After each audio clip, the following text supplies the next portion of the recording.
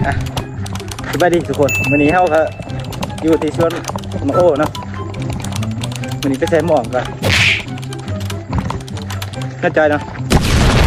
เนาะนอกก็โคตรกูบ่าวรถไทยเลยเนี่ยส่วนก่อนยิดรถไทยยิดเพลงรถไทยวันนี้นักแต่งเพลงเลยตัวนี้กินหาแต่งห้องกินหาที่แต่งเพลงคอยห้องมาเห่าแล้วเห่าลับลารถใหญ่มากทุกคนรถใหญ่มากดีพอเลยนี่ดีมากครับพี่ดีมากครับพี่ส่วนโอ้พี่หน่อส่วนโอ้ทางบาดจะเป็นเรื่องนี้บ่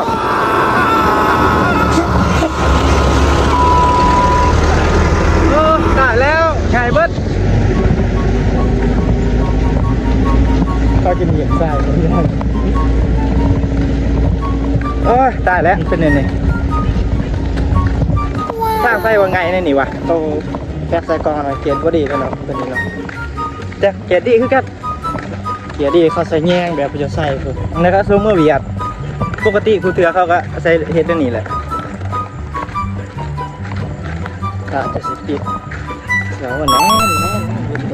แน่นกูจะสิดับไปเฮ็ดสร้างลายหลวง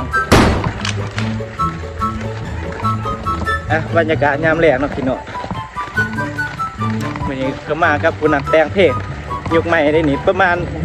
2018นี่สิปล่อยเพลงเด้อนี่นักแต่งเพลงนี่มาเลยว่า2018นี่แต่ปล่อยเลยนะเพลงนี่ช่วงนี้กำลังทำถึงนี่ไหนเด้ศึกษาเกี่ยวกับไม้ทองคำนี่นะทางล่างนี่ลายคาบุกิเด้อทุกคนนี่คาบุกิได้ทางล่างนี่ตกแล้วโทรศัพท์ทางล่างนี่มีคาบุกิได้นี่ตอนนี้เขาก็สีหอนน้องไปทีเรียบร้อยแล้วครับนี่น้องเห็นบ่